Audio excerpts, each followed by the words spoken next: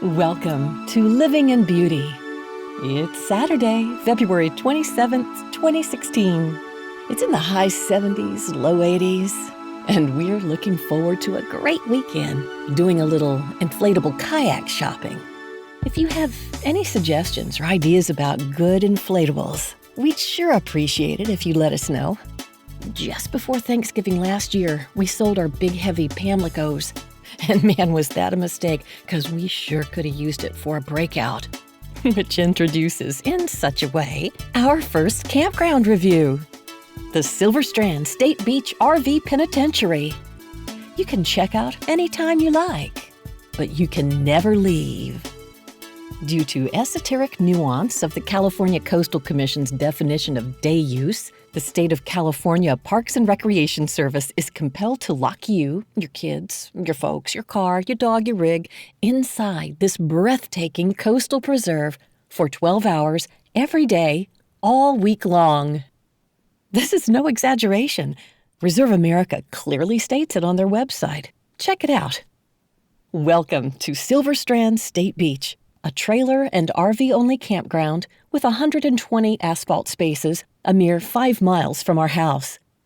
Our proximity to the well-known and highly visible park on Highway 75 made it the ideal location for me and Jim to accomplish some serious trailer and truck loving over the long Thanksgiving holiday weekend. Sure, we noted the weird closure rules when we made reservations, but how could we comprehend it? I figured the peculiar regulations were just the usual soft, layback, no worries, rules schmules sort of thing. And once there, we'd be let in on how to slide past those silly so-called gate closures at the entrance station. After all, we did have a wedding to attend on Saturday night. Now, months later, I can still feel the rough spots where my dress pumps bore into my ankles on the 20-minute walk from the Uber drop-off outside the locked no-entrance station all the way back to our trailer, arms loaded with things we needed from home. Yes, it's a lovely place, but have good walking shoes with you at all times, just in case you're delayed on the Coronado Bridge, a common occurrence these days, or, like us, dare to test the system unsuccessfully. Actually, though, it was a beautiful plan to tunnel out. Using our local street cred, we intended to unhitch, then drive the beast, our truck, across the highway and park it in the Coronado Cays, about a 10-minute walk or 3-minute bike ride from our trailer. Yes! On bikes, we'd pass through the first pedestrian tunnel under the 75, follow the lighted path to Coronado Bay Road, and cross just behind the guard station of the Lowe's Resort on the pedestrian crosswalk to the place where the beast would be waiting for us right across the street from Montego Bay condominiums.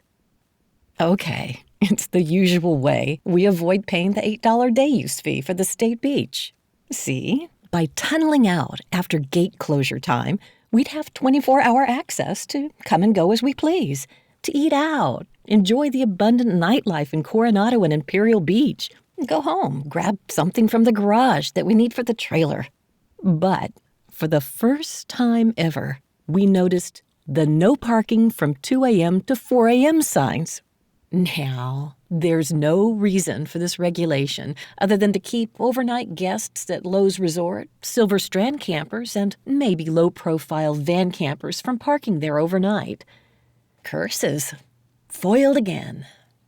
At least, when you're in the RV park, there's no question about closing time because the ranger drives through, announcing the upcoming detention period on a bullhorn every 5 minutes from about 30 minutes prior.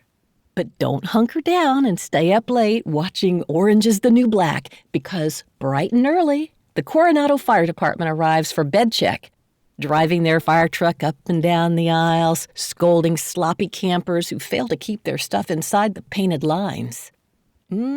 Government. Any time of year, you can find it here. But they're living it up at the Silver Strand State Beach. Everyone appeared so happy to be there. Not a single disparaging comment about the draconian rules. It certainly is a popular park, and very difficult to secure reservations. Even by asking for any available, it took us months to get in, moving 3 times throughout the week. And once we were, with the help of neighbors, able to squeeze into our first space after signing a legally binding contract to not hit their service tower, we knew right away we'd all be close friends. The regulars had already formed a community bond and had devised a system where orders are placed and the designated inmate would conduct a food and drink run. There were no inhibitions about lending and borrowing. Got an extra beer? I need to marinate my pork. And plenty of invitations to happy hour. We made friends we'll probably have for life. Without the lock-in rules, this would almost be urban camping, where business and RVers would benefit from each other. One exception to being closed off from the business community is the exquisite Lowe's Coronado Bay Resort, shuttling their guests back and forth from the beach. But unless you're honeymooning or in a celebratory mood, Lowe's spa, restaurants, and superb menus are overkill for most campers. With sites costing between $50 and $65 per day for partial hookups, this campground is on the pricey side. For just a few dollars more, there are better places to stay on the bay, like the Chula Vista Marina, with full hookups and resort-style facilities. But if it's the sound of the crashing Pacific you're after, the salt air, expansive sands, and inspirational sunsets, then Silver Strand is the best southernmost beach camping in SoCal. We're just glad we didn't go for the beachfront spots. Not only were they $15 more, they flooded twice during the week we were there. Beach erosion is usually a winter dynamic, but don't count on it. Waking up to deal with the job of several inches of water outside your door and your bikes and equipment may be ruined or washed away is no picnic. And it happens often enough that the park keeps cleaning equipment so detainees can shovel out their own sites. Good for you if you're military, because Fiddler's Cove is only a minute or two up the 75 on the bay side.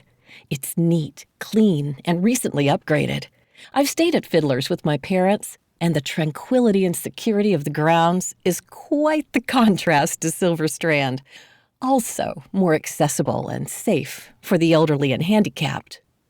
Yet, the abundance of outdoor activities available at Silver Strand is almost criminal. Cycling along the 24-mile Bayshore Bikeway, kayaking, deep ocean, or the San Diego Bay. Kayak rentals are within walking distance at the Crown Cove Aquatic Center, and sailboats and jet skis are a bit further down the Strand at Seaforth Boat Rentals. Surfing, windsurfing, beach volleyball, fishing, snorkeling, beachcombing, junior rangers activities, driving up the Silver Strand. Even dogs love it here. Dogs are not allowed on the beach, but just a short walk away, and you can take pooches to the off-leash dog park at the Coronado Cays or drive to Dog Beach in the village. And if you drink, don't miss having a no-glass alcoholic beverage at sunset on the sand, a rare privilege on California beaches. Yes, indeed, at Silver Strand State Beach. Even though there's a water shortage, there's plenty to do, even if it's just thoughtfully sipping through a glass of wine, planning your next escape. Thanks so much for joining us at Living in Beauty. If you haven't already, please click the follow button at the bottom of the page. Can't say why right now, but our fingers are crossed and our hopes are high for a successful launch in July. Special thanks this week goes to you for being a part of this adventure. It's hard to explain, but we need you here. Now get out there and have a great week.